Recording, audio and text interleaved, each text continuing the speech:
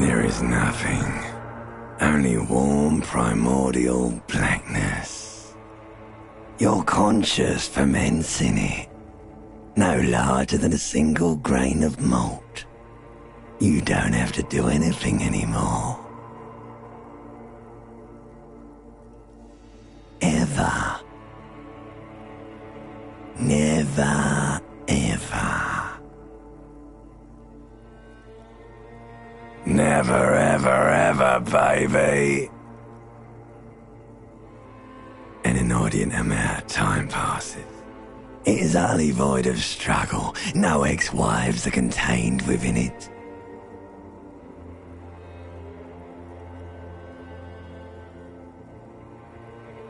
You got it, sweet brother. Nothing upon nothing upon nothing. I know you do, baby. I know. Coming right up, sir. Smooth passage.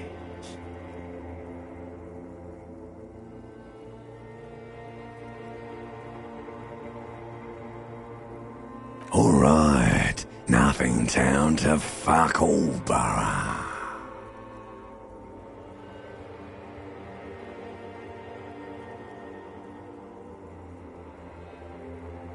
Not you. Your days of giving a shit and being that type of animal are over.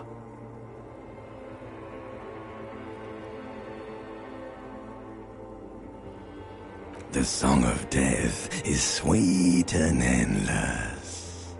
But what is this? Somewhere in the sore, bloated man meet around you.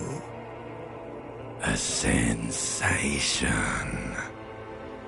Like a fly to the ointment, your conscience sticks to it. The limbed and headed machine of pain and undignified suffering is firing up again.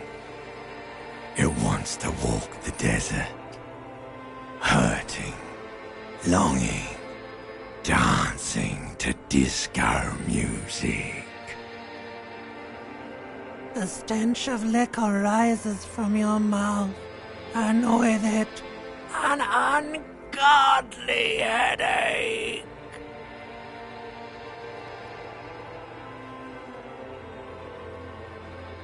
A fiery streak penetrates your skull, trying to force your eyes open.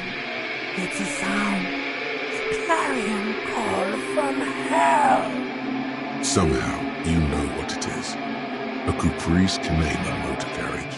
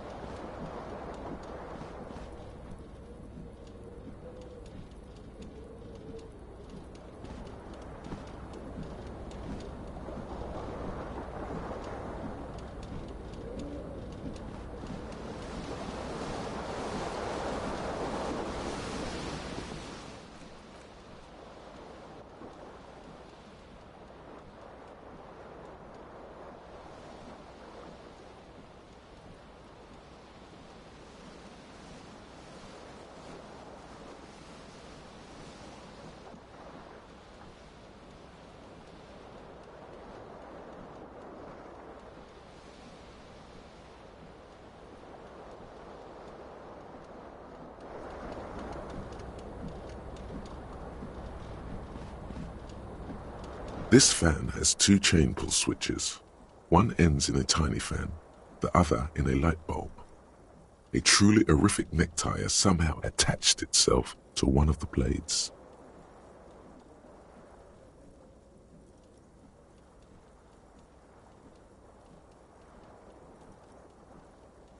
The blades come squeaking to a halt. It should be easier to reach the tie now.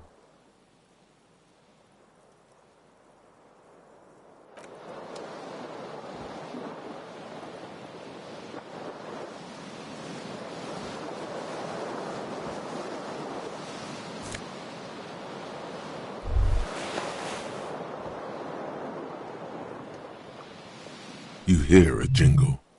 Keys are clinking in the pocket of your flare-cut pants. It says "whirling in rags" on the aluminium keyring. There is a single key on the ring. The number 1 is etched on it. It should open the door.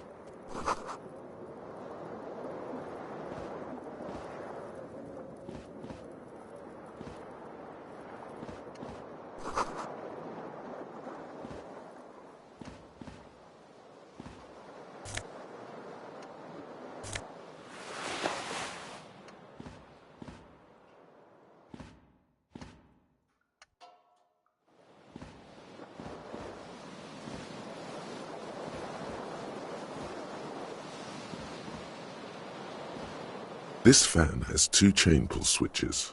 One ends in a tiny fan, the other in a light bulb. A truly horrific necktie has somehow attached itself to one of the blades.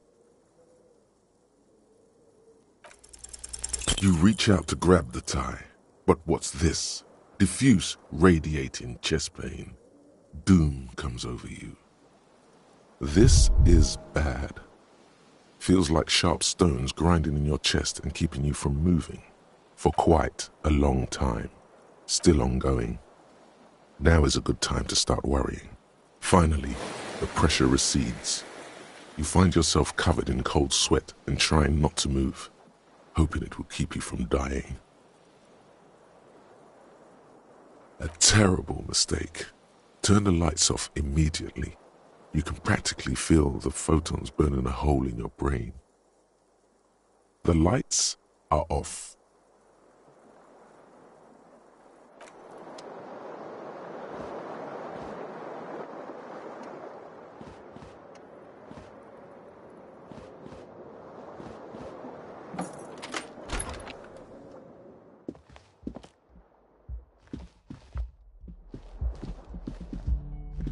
Hello, officer.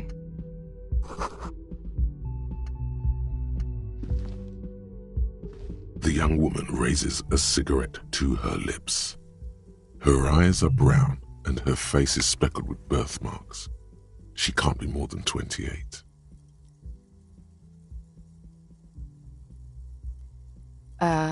No.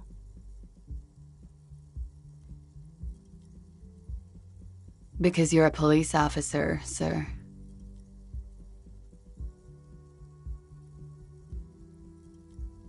I'm not, unless you've been shitting us all this time. You've been here for 3 days, on official police business, no less. Couldn't say. In truth, so far, mostly drinking.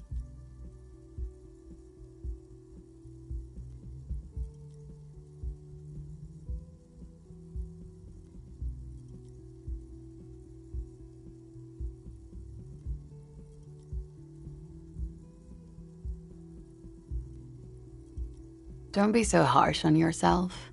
They let almost anyone be a police officer.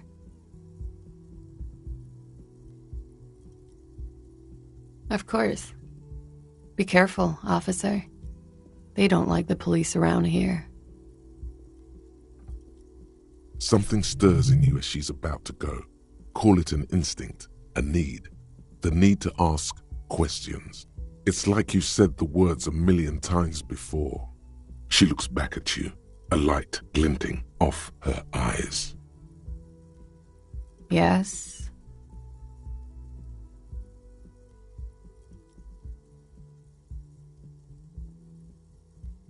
There was the usual ruckus.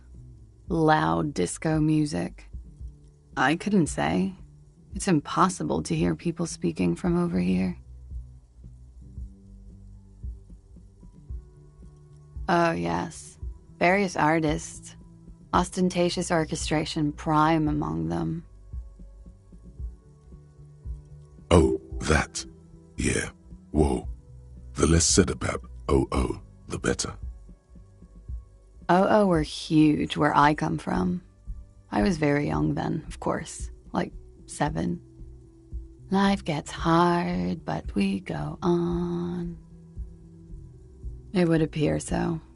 At around 2 o'clock, the disco stopped and there was a change of pace. A slow, sad song started playing, like organ music on repeat. That went on for quite a while. Some of the time, you were yelling along to it. That it doesn't matter anymore and that we're alone now, it was difficult to tell. The song itself was very quiet and soft, but you sounded like a winded boar, sir. It was hard to understand what you were singing on top of it. Don't be. I was going out later anyway. It didn't bother me. Then you started screaming and trashed the place. No. It didn't sound like there was a fight. It sounded like someone was trashing their room. A window was smashed. The tape player, probably. The song stopped. And furniture, too. A real destructathon. There was screaming. Then I think you passed out. There was. I think you screamed that you didn't want to be this type of animal anymore. I may have misheard, but it was sort of memorable. I went out afterwards. Everything was quiet by then, around 4 or 5. And that was it.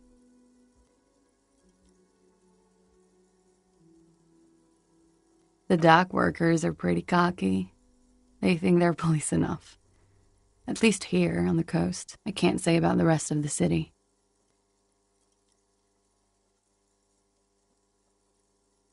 You're in a hostel, sir. We are in Revachol.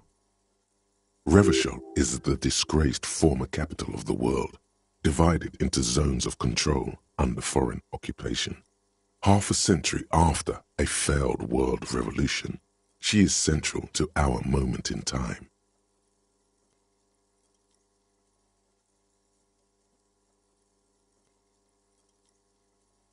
Yeah?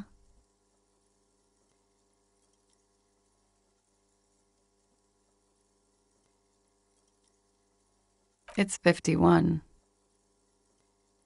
The current century? Centuries don't have numbers, they have names, and this is the current one. Civilization has existed for 8,000 years, sir. You're right. There is nothing funny about civilization. Glad to have been of assistance.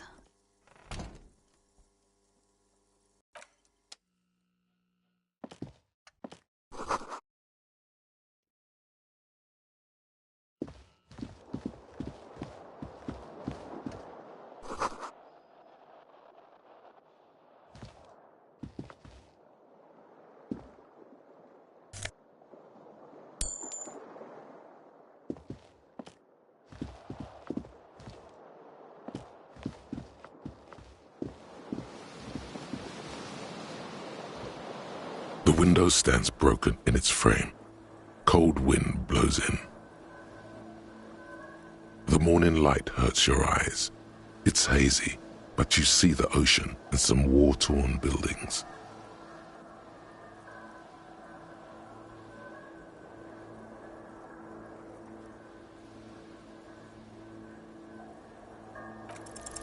The shards face outward. Whatever broke this window came from the inside. A fine web of scarring covers the back of your right hand, but none of it is recent. More likely a projectile than a held object. There are no fragments on the floor from pulling a tool back in after impact. It is too large for a bullet, yet too small for a piece of furniture. You're looking for something heavy and larger than your fist, like the green shoe that's on the hat rack in the corner, which, coincidentally, is missing its friend. Congratulations, you smashed the window with your own shoe. Now you only have one. If you're lucky, you can still find the other on the balcony outside. The door to it should be outside your room. You mean someone else took your shoe off and smashed the window with it? This person also forced the drinks on you.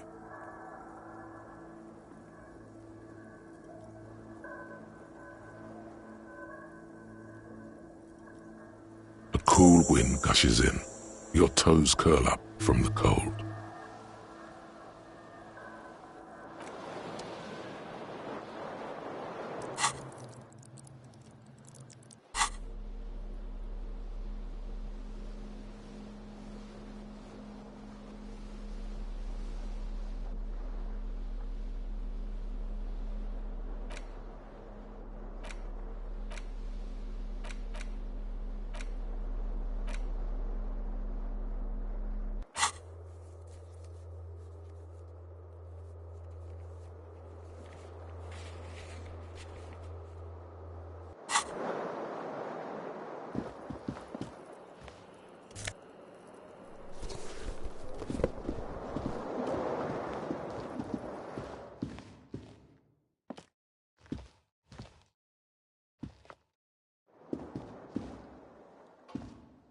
A mirror hangs above a bent and broken sink. In a fierce discharge of masculine energy, someone has ripped half the faucet off. Hot water sprays from the base and steam covers the mirror. You cannot see yourself, just the outline of a man. Suddenly, you realize you have no memory of the face that awaits you there, underneath the soft vapor. As you slowly reach your hand towards the surface of the mirror. Abort. You clearly have not thought this through. You won't like what you see there, and you will never unbecome it.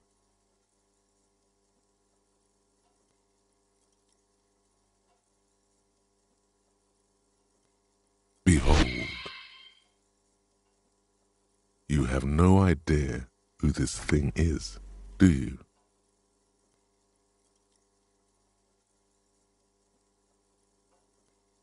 It appears you're also dead. There's clearly rigor mortis on your face. Or wait, is that an expression? Are you trying to make an expression with that face? Why?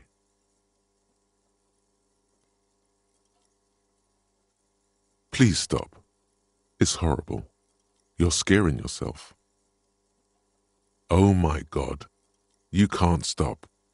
It's like it's not even voluntary anymore. You have worn that grin into your face and now it won't come off. What does it even mean? What is the emotion you're trying to convey?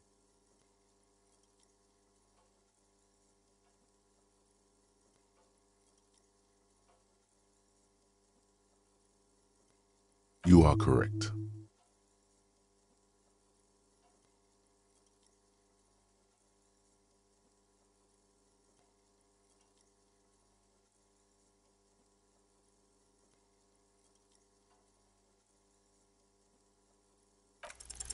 It belongs in the new, the third decade of the current century.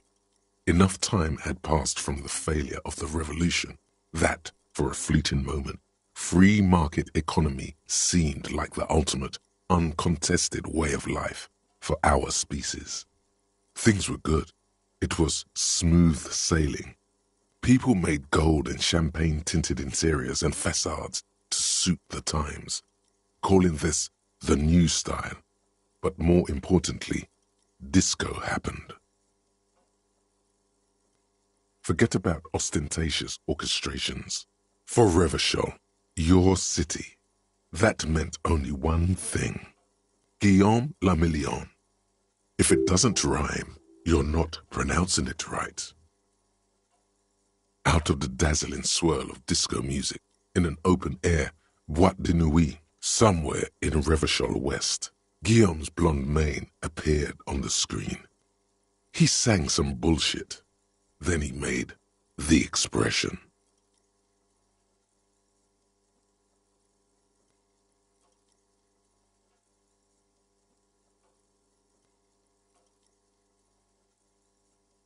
You have some understanding of the near history of disco, plus the trivia you've picked up along the way. Episodic memory, however, remains in the dark. It may never return. You should prepare yourself for that.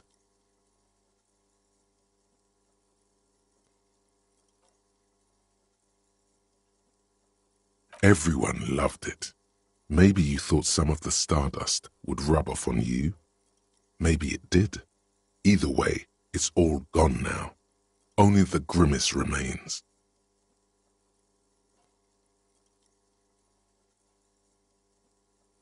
The click is used to spur on a horse. It also features heavily in Guillaume le Million's regional mega hit, Don't Worry, Your Pretty Little Head. Sometimes you like to add finger pistols to the mix, because, unlike Guillaume le Million, you are a police officer. It's your nifty little way to say, I'm armed and dangerous. It doesn't have to be. You can swoon over Guillaume and his champagne-corked smile whenever you want to. Maybe some of the stardust will return.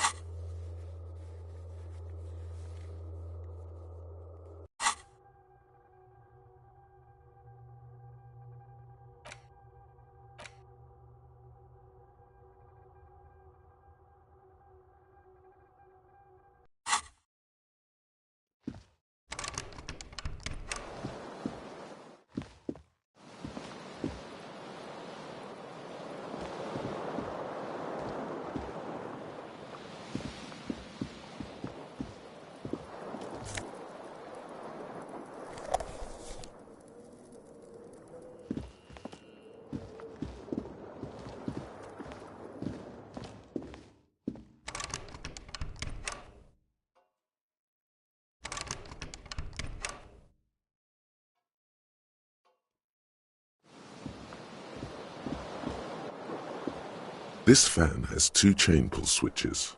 One ends in a tiny fan, the other in a light bulb. A truly horrific necktie as some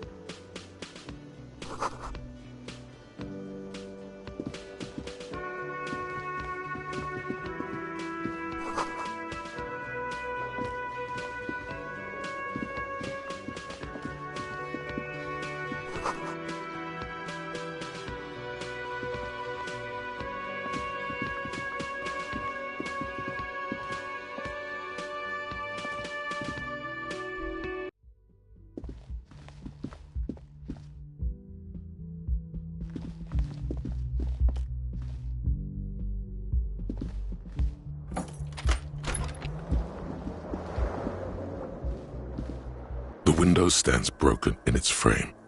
Cold wind blows in.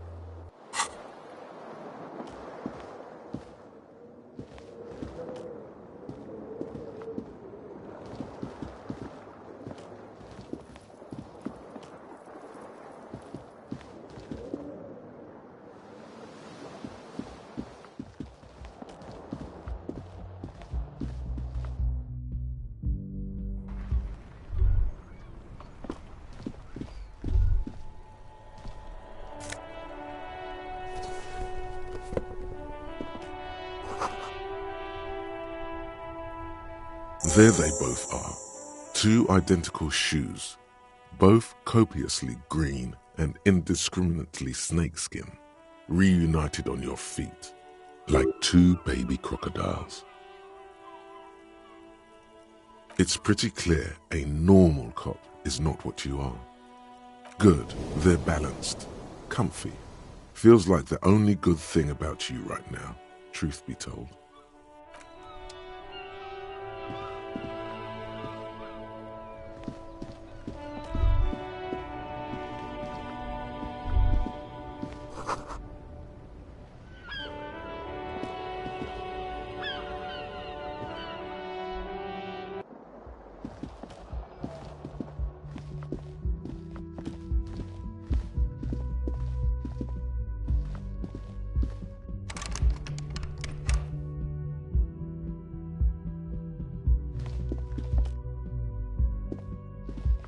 The door is closed. There is no answer. You hear the shower being turned on, somewhere inside. A tremendous loneliness comes over you. Everybody in the world is doing something without you.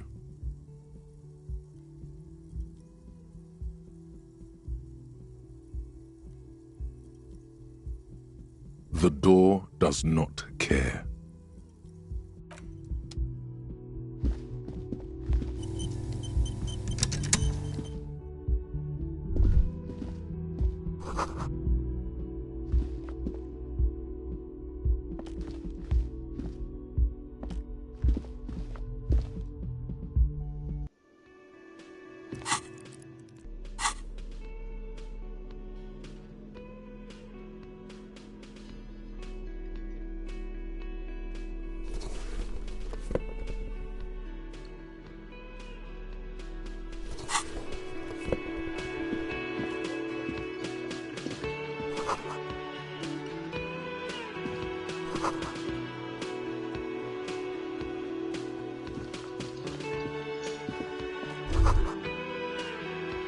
You should totally sing karaoke here, the first chance you get. Your emotions need to be expressed. People need to know your vast, oceanic soul.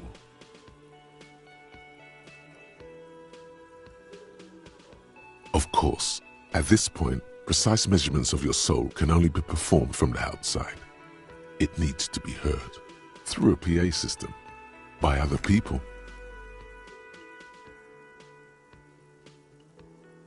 You should sing the sad small church song from that tape you found. Thought it was obvious.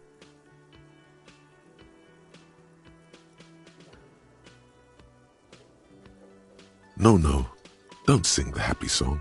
It's stupid. Sing the sad song. It's profound. You would need another copy of the tape first, though. The one upstairs is destroyed.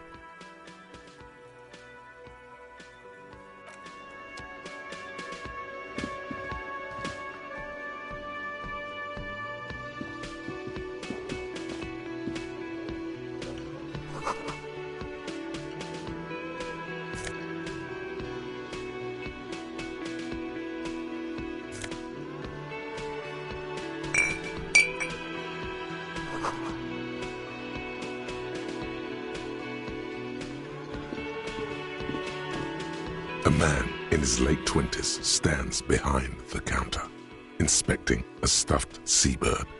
As you approach, he gives you a sideways glance, then looks down again. That was disdain in his eyes. Even now he's purposely ignoring you.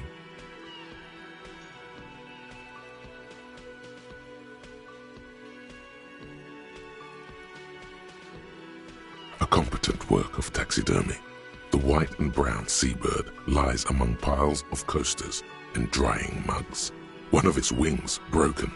The man is trying to mend it.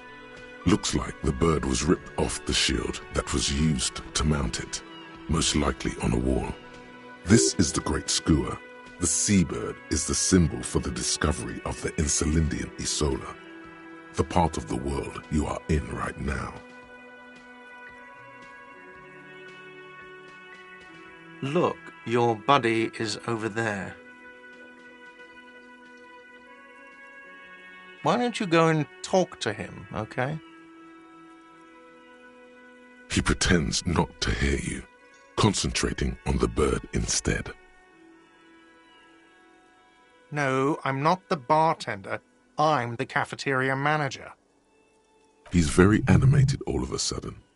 This seems like a touchy subject. Mm-hmm.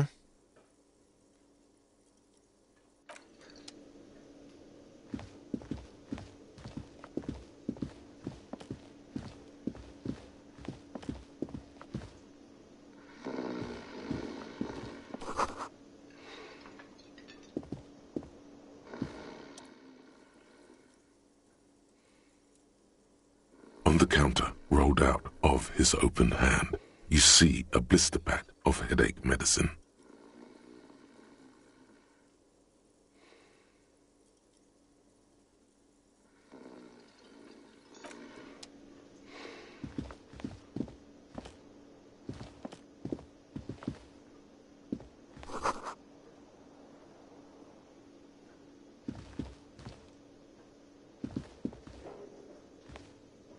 A bespectacled man in an orange bomber jacket is tapping his foot on the floor. Looks like he's waiting for someone. As you approach, he narrows his eyes and extends his hand in greeting. If an assault were launched on this building right now, if the windows came crashing down and the whole world descended upon you, this man would hurl himself in death's way to save you. You are sure of this, but why? Hello, I'm Kim Kitsuragi, Lieutenant, Precinct 57. You must be from the 41st. You realize he's waiting for your name.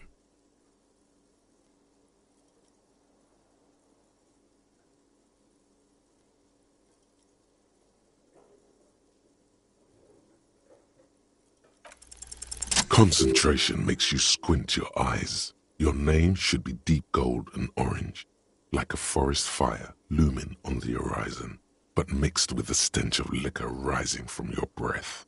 You're 2 steps closer to it, but there are still many to go.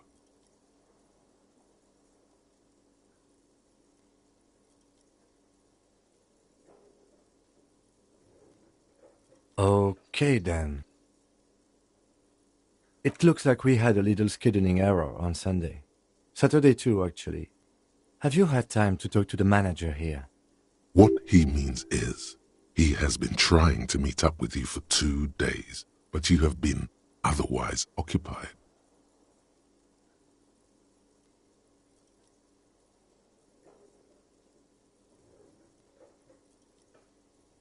If you don't mind, we should talk to him again. Ask him for a rundown of the area, now that I'm here as well. I understand the scene is out back, right? It also wouldn't hurt to assure him the police are finally here. In full force, I mean. Have you mapped out the initial interviews? Okay, we'll have time for that after we take a look at the coroner's case. Have you removed the dead body from the tree?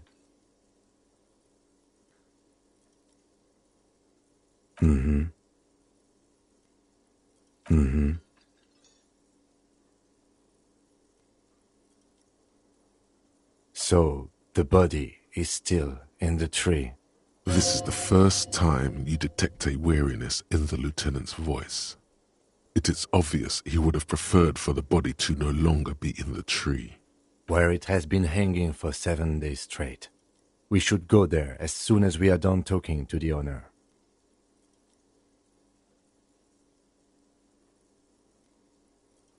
I can see you drank last night and the night before, and that you are still drunk now. But I have seen officers go through worse. Much worse. If you need something for your headache, there is a general store nearby. But as I said, the dead body should be our #1 concern. I was sent here to meet a detective from Precinct 41. You have the insignia of the citizens' militia on your sleeve and on your back. I suppose you could be impersonating him. You could have gotten the insignia from the black market or forged it. But for now, I'm going to set those possibilities aside. I'm not from the Inspectorate General. Inspectorate General means internal affairs. What he's saying is he's not from the rat squad and isn't supposed to suspect such things. No need for derogatory terms. They're only doing their job. Yes.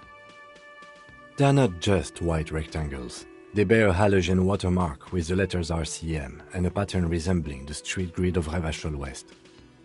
I would ask you to step into the headlights of my motor carriage, but again, it's none of my concern. I just need you to do your job. You mean you don't have a badge? Losing your identification card is a serious matter. My vehicle has a shortwave. You can use it to report your badge missing. I would advise you to locate it as quickly as possible. But getting the body down should still take precedence. After you, officer. Lieutenant Kitsuragi is now in your party. You can talk to him whenever by interacting with him.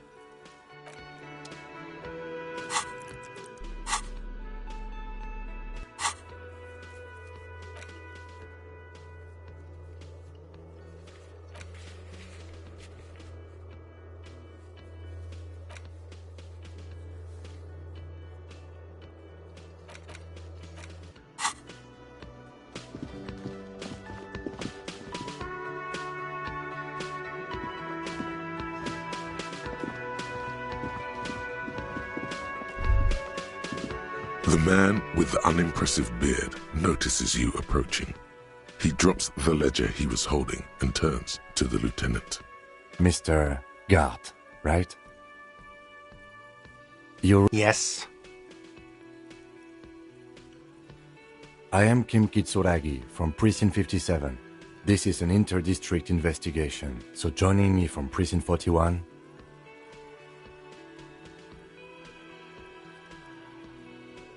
Fantastic.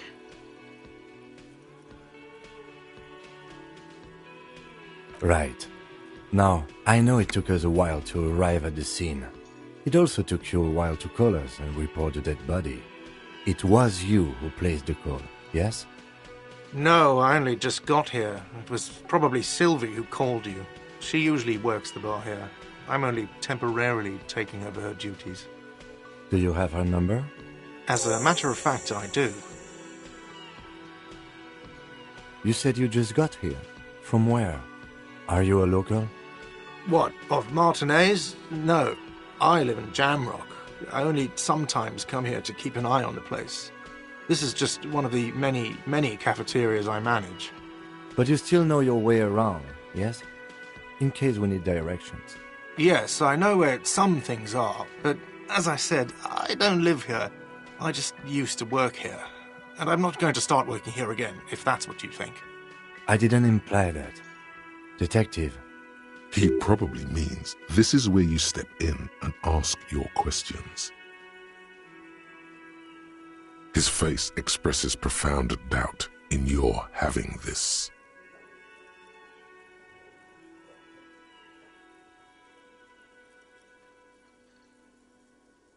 Behind this building, there's a courtyard. They hoisted him up on a tree there. That's easy. See that door there? First you exit through that. Then to your right, you should see a big hole in the fence. A really big one. You can get to the courtyard through there. No need for the keys. The hole is big enough for the Franco-Nigerian cavalry to fit through. Does he want you to feel guilty of making that hole? It's implied in his voice. She went away because none of your business. Have they not been telling you you're a cop? Okay, you got me. She went away because of the dead body out back. And because I asked for her number. That's why Sylvie went away. I hope you appreciate that. Thank you.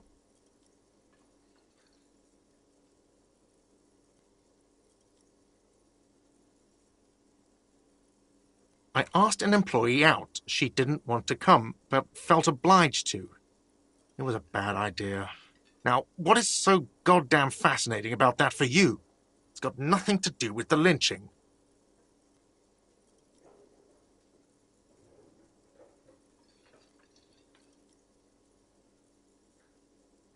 Good for you. Was there something else? I'd like to get back to what I was doing.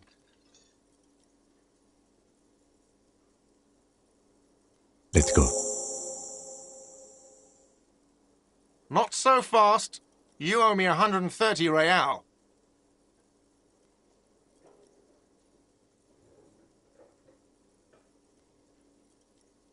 Oh, excuse me. You owe me 130 real. The IIR, or Inter-Isolary Real, is the global reserve currency. Whatever part of the world you're in right now, it's safe to assume he means you owe him some money. Wow, you're a genius. Yes, that's right, money. You owe this establishment 130 real. Let's see. 3 nights at a tariff of 20 real comes to 60 real. Then there's the window you annihilated. The hole in the window was the first thing I saw when I came to work. So don't try to tell me you didn't.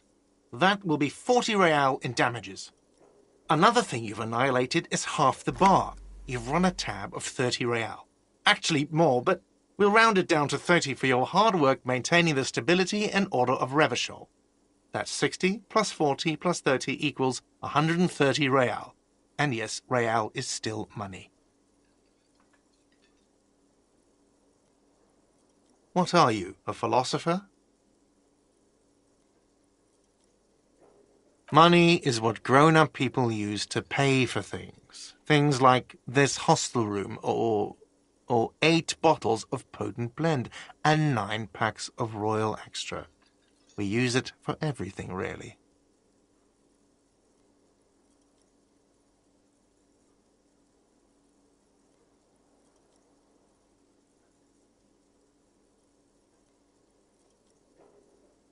There's a shuffle of nylon as Lieutenant Kitsuragi looks for something in the pockets of his orange bomber. That's Cop 4. I haven't offered to pay because I don't have any money either. I'm sorry, but he has to pay. I can't let him stay here any longer if he doesn't. If he doesn't have the money by tonight, then... Officer, maybe you're better off working this from home for now. You live in Jamrock, right? It's not that far away.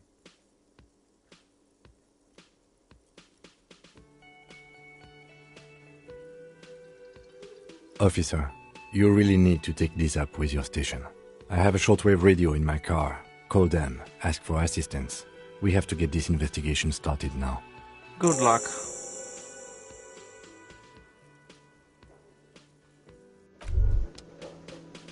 By the way, where is home? The address is coming up blank, and this place sure isn't it. But you've been at this hostel cafeteria for only 3 nights. Where were you before? You had to be somewhere. In time or space? That doesn't sound like somewhere you can stay if you run out of money. You can try. Run some addresses in your head when you get the time. Maybe a street or an apartment will appear.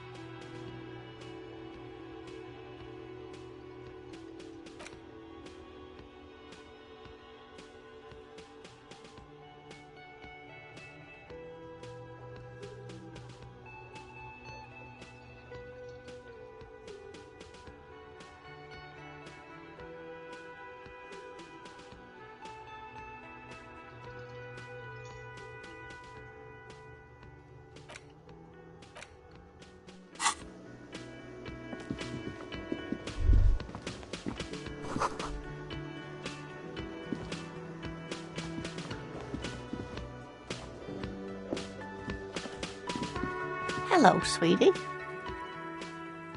Wait, who's Sweetie?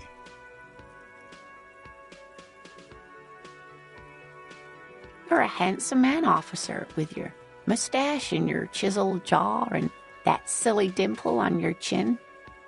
But dear, you're not for me. I'm too old and too married besides. You must forgive me. I'm getting so scatterbrained. I completely forgot to introduce myself. I'm Lena. My husband Morel and I are staying with our friend Gary just down the street, but I come here for tea when they're away. This Lena is wacky enough for the motley crew. Hire her on the spot.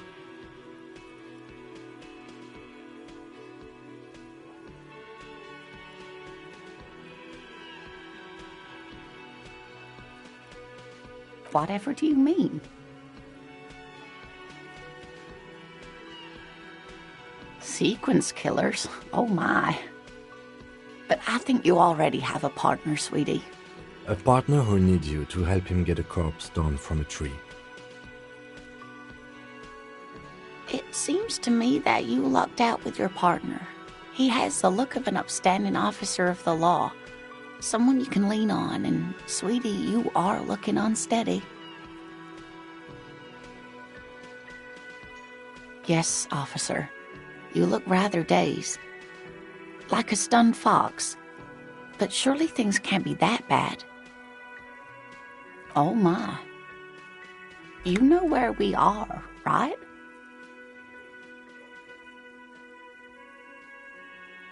That's right. In a hostel called the Whirling in Rags, to be precise.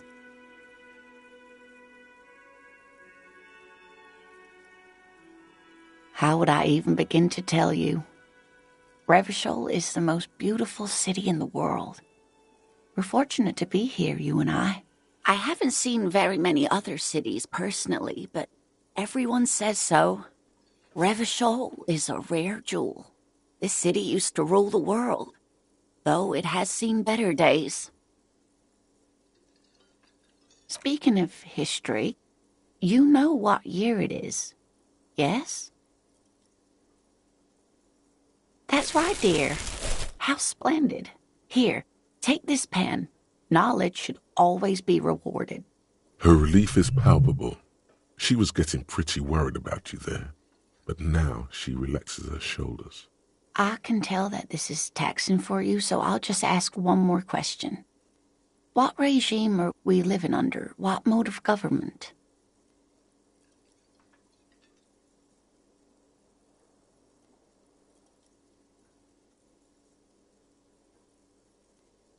Oh, sweetie, it's really not. There used to be people who thought that way, other people who wanted those things, but they all went extinct. Revachol is a zone of control led by an alliance of foreign powers called the Coalition. We have almost no government of our own, and certainly no dictatorship of the proletariat. But they still have cops. Oh dear. And you were doing so well. There aren't any cops in Revachol, not in the traditional sense. The status of law enforcement has been a complicated matter since the revolution. But we should stop for today, sweetie. You look like you need a break. Besides, I'm not the best person to explain the big things to anyone. She's scared now. She's realized you really are brain damaged.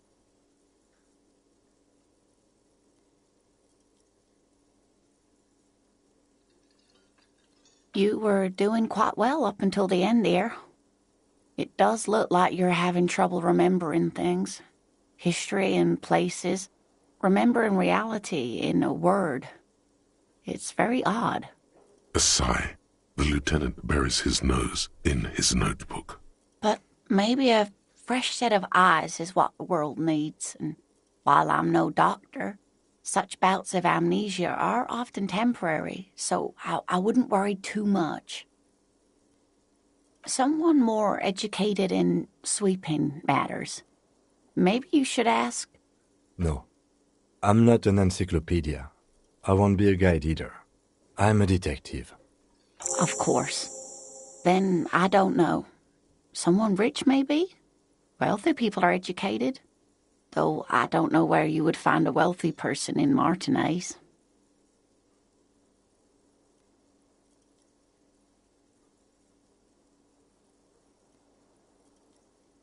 Of course, dear.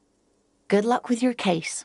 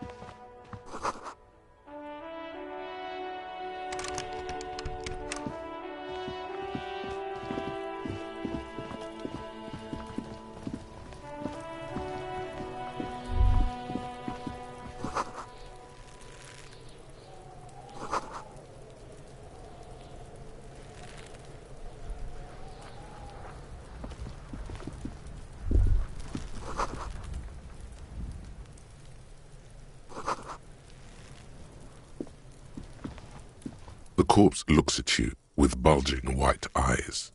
The face around them does not look human. It's swollen and ready to burst. His lips are fish-like and his tongue like a ball gag in his mouth. You seem to be holding your breath. A cargo belt twists his neck at an unnatural angle. The body below appears stiff. It's letting out an ungodly rot. The smell seeps in even through your clenched nostrils.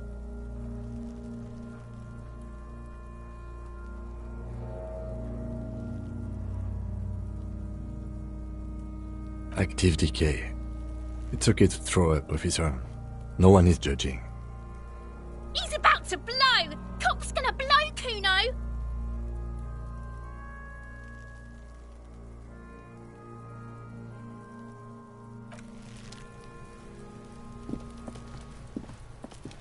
Kuno's got this! If there ever was such a thing as an ugly kid, then this is it. He's almost exquisite in his ugliness, like a gremlin. Oh yeah! Nappa Gumpy, Kuno!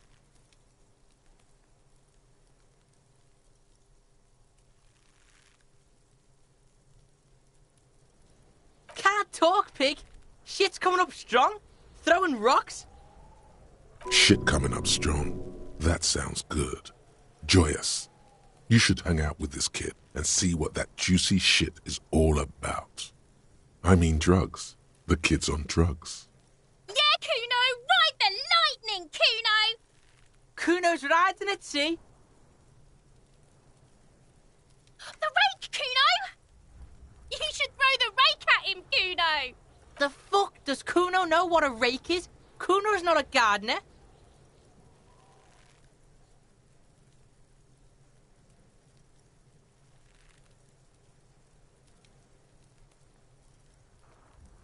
The fuck are you talking about?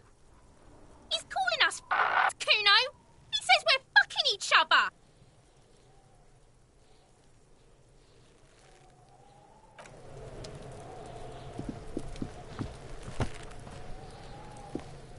Kuno, the pig's getting pretty close to me. Come to snuff my shit out, I think.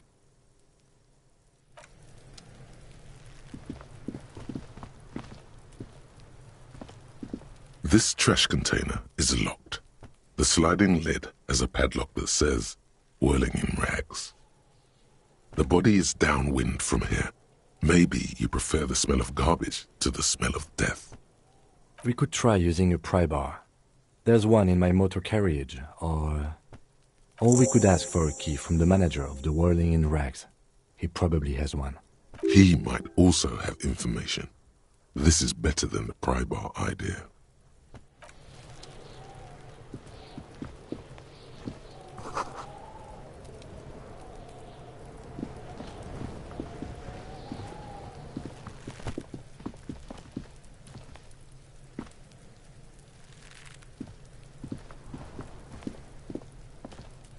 There are several footprints in the mud, left by work boots. Anywhere from 6 to 12 pairs have walked here.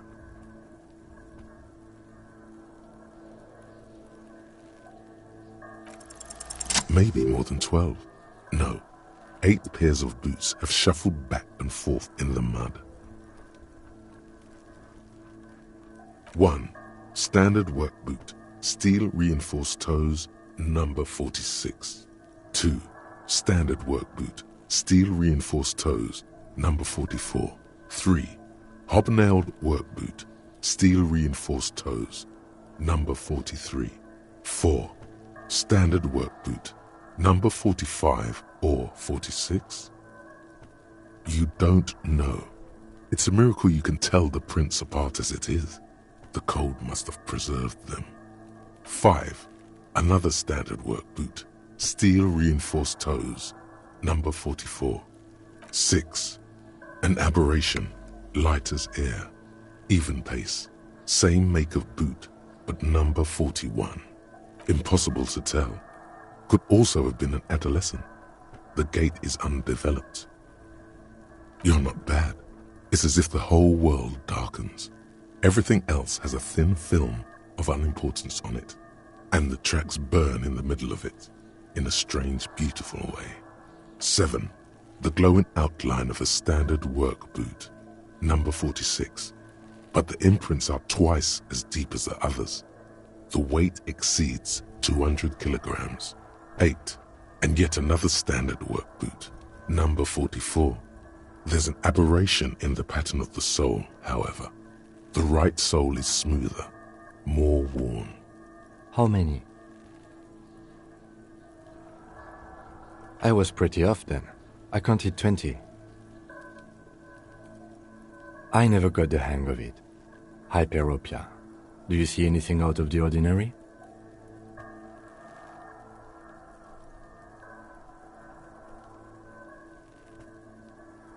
Interesting.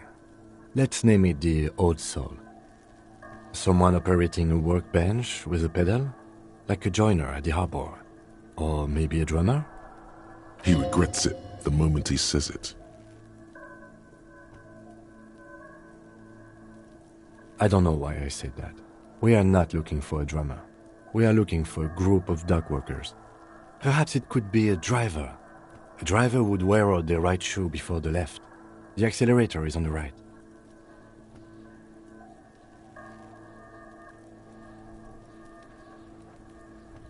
We should keep our eyes open around the traffic jam. See whether anyone strikes out as a potential suspect. Seems prudent, no?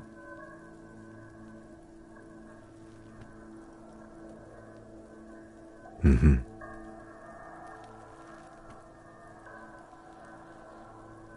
$200? Could it be the combined weight of 2 people, one carrying the other who's tied up? Let's say a heavily built worker carrying a similarly built, soon-to-be-dead man. He might be right. 200 kilograms of living weight is unlikely. Possibly, yes. But why?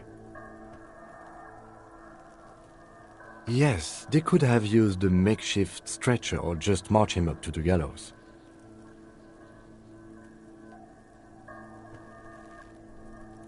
Even easier to carry on a stretcher, or between 2 men. Anyway, it's for future consideration. What else can you see? A woman or a kid? Understood. Anything else? A week, maybe? 7 days would fit the time frame provided to us by the caller, who reported the hanging. It is not impossible. I pulled last week's forecast for coastal Revachol. 7 days below freezing. The day before, the day of his hanging, was the last warm day. Correct again. Sub-zero temperatures would preserve the tracks in a good state. The commotion here could have taken place a week ago. What do I think? A mob of people brought something heavy to the tree. One of them was carrying the victim. They shuffled around, especially under the tree. Then, after hoisting him up, they stood in a semicircle facing his direction. At first glance, this appears to be a lynching. Indeed. They all stood in a row here, and looked at the tree. Yes, everything fit so well. Carried him over, hoisted him up, watched him hang. This is easy. The lieutenant's eyes narrow. He's thinking to himself. I doubt, perhaps, it would be unprofessional of him to be sure of himself at such an early stage of the investigation. Either way, what else?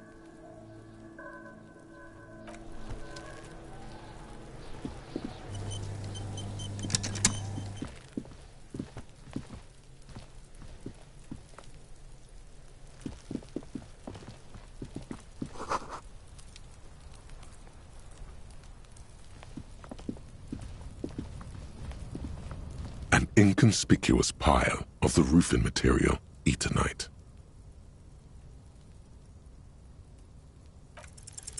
Because it's nice and orderly, well-laid pallets, easy on the eyes, rhythmic pattern, calms your mind.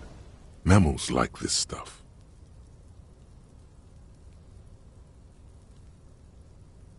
It's nothing. Someone just left some roofing material slanted against an old shack.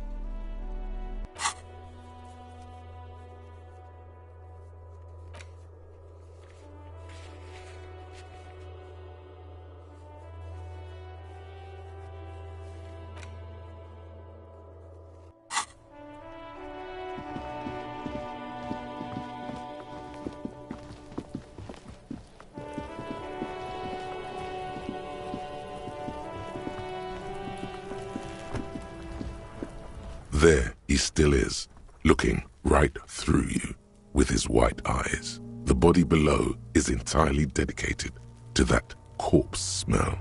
Emitting it is all it does now. Active decay.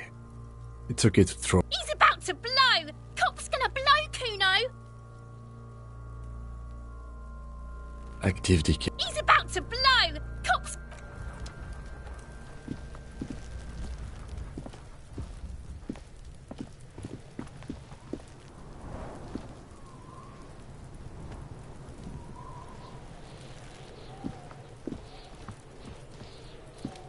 Yes?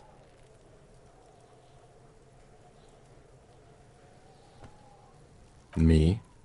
I don't see how my life is pertinent to the investigation.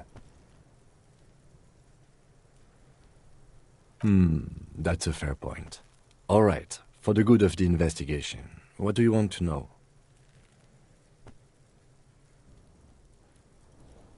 That's correct. You feel a slight urge to put the lieutenant down for this, but you can't quite muster enough testosterone.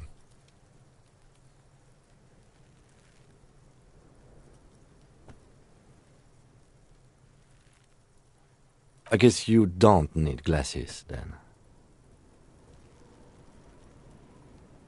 That's because I'm half Seolite, or quarter. My father's father was from Seoul. So was my grandmother, but from my mother's side. It's not an interesting topic. I don't speak a word of Seolite, and I've never met either one of my grandparents. There is nothing ethnic I can tell you, or anyone else. No. The lieutenant nods. What do you mean? I have no idea what you're talking about. The lieutenant's conceptualization skills must be rather rudimentary. The lieutenant is a police officer of the old school. His concerns are material and extrinsic. But this isn't an old school case.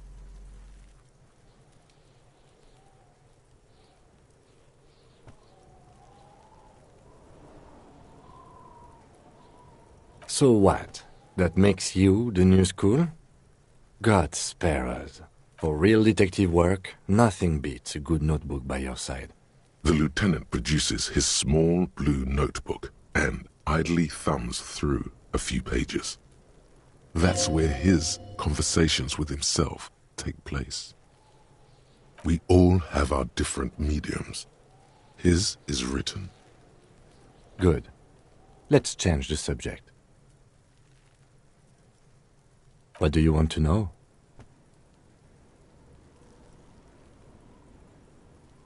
I'm afraid you and I are pawns in a pissing competition. His disdain is clear. This man would not use such an expression otherwise. You don't know? I assumed you were in on it. That's good. It's just stupidity. We shouldn't waste any more time on it. If you want my take, ask me after we've inspected the victim.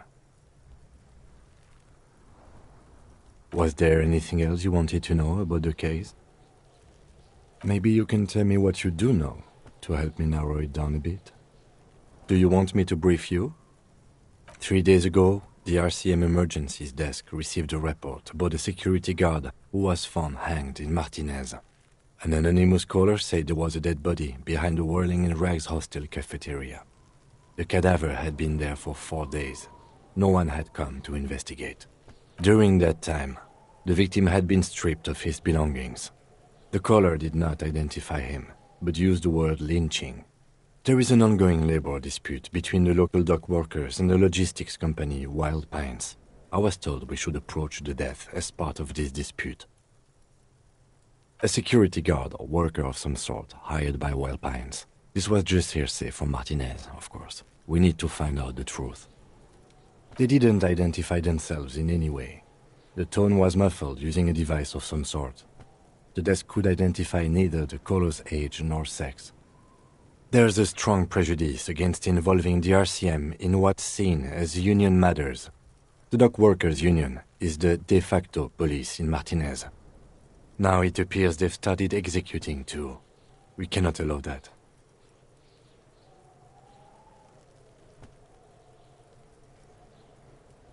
Just to be clear, we are police officers. It's our job to find the killer.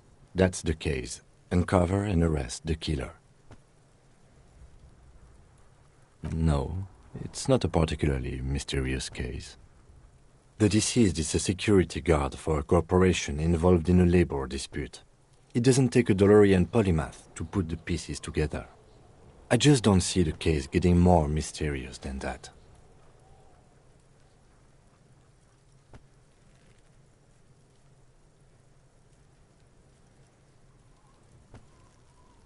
I'm relieved that you agree.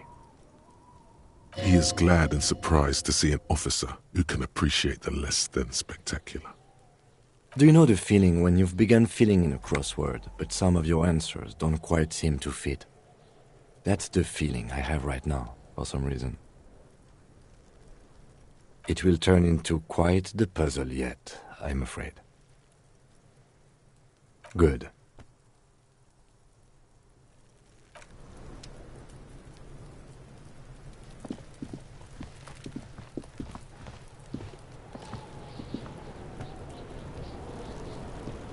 Can't you see I'm throwing rocks?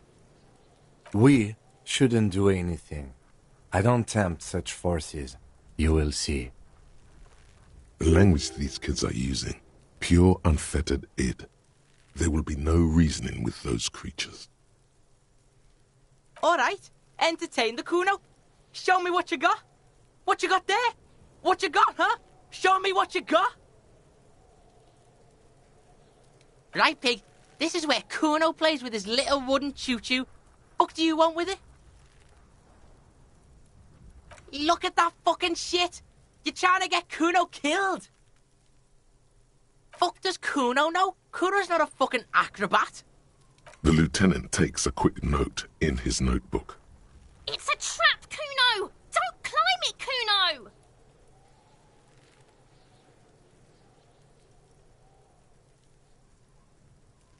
Dunno. Kiptas gardener used to work there. Kit is a pejorative term used to describe people of South Seminese or Areopagite descent. It used to be a common first name among the Areopagites of Ilmara. Not so much anymore. Yeah, that's what Kuno said. She couldn't handle the heat, so she took off. Kuno can take it. Shit's nothing to Kuno. Look, Kuno doesn't explain shit. Kuno just says shit. Yeah, her. What was she doing in the greenhouse in March anyway? What kind of gardening is done in March? Yes, it seems suspicious. You don't like things being like that. Suspicious.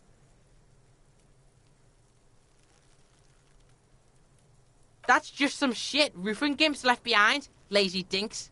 He's hiding something.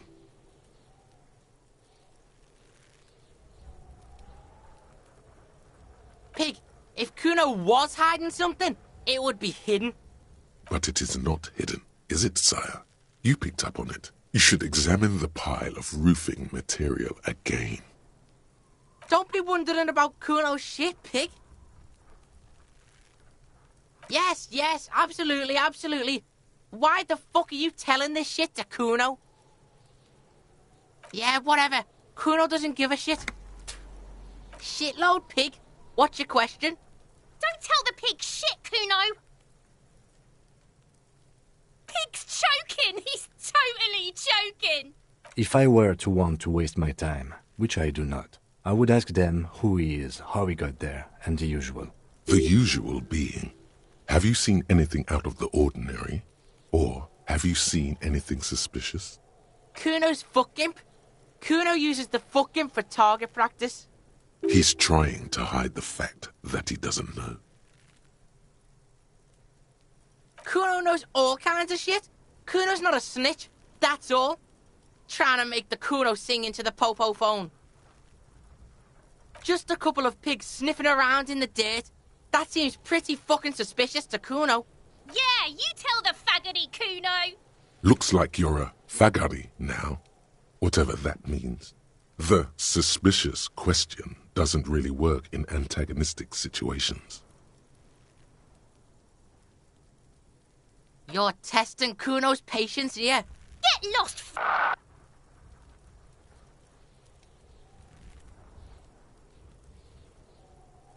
Kuno's Kuno, Pig? It's always Kuno, never I.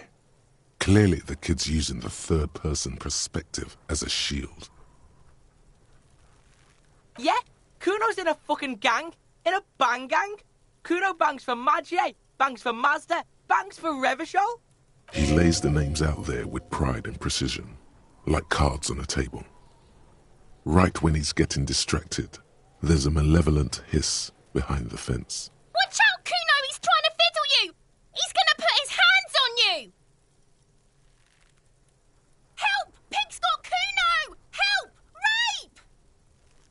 Help! He's got the Kuno, help! Yeah? Get out of here before the Kuno beats the shit out of you. Yeah, that's right. Drag your fat ass out of here, fat boy, before Kuno fucks you. Bang! Got fucked by the Kuno. We alright? You wanna get fucked again? Come back.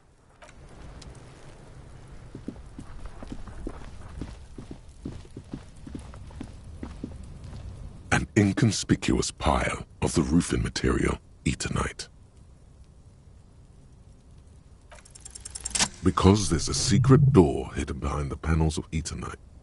That's why they're too orderly. There it is. You see a shabby little door.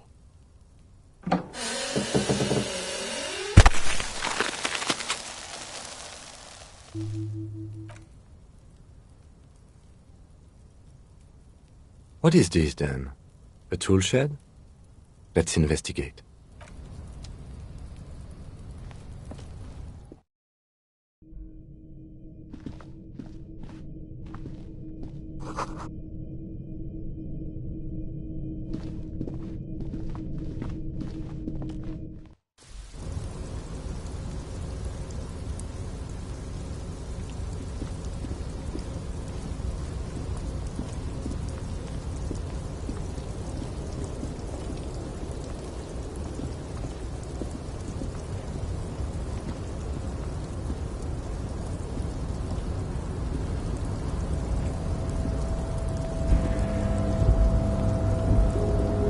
Looks like someone left his tarpaulin cloak hanging on the railing here. Yes, it's probably yours. It bears the RCM insignia, and you have a habit of being careless with your equipment. You could probably make the jump. You look like you've done some track and field in your day.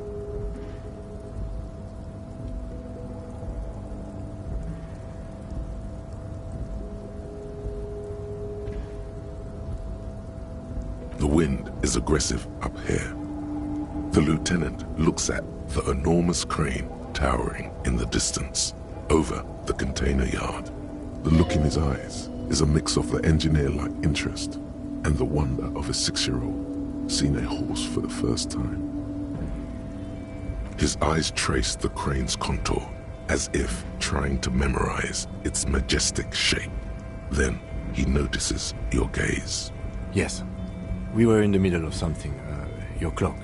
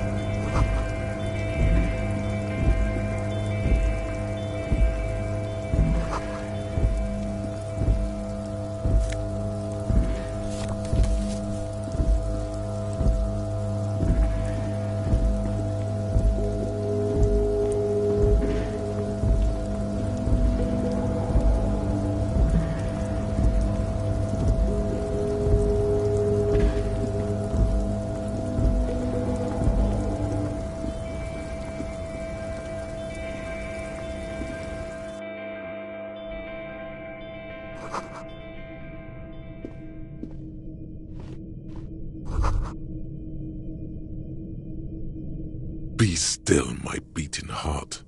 It's amphetamine, sweet amphetamine. The lieutenant isn't studying the powder in the mirror. He's studying you. There's a good vague way to ask where he stands on drug use. Professionally, I mean. Perhaps not. This is below our pay grade, detective. However, but that there was an interesting find. An alternative path into the harbor that the kid uses. Well done.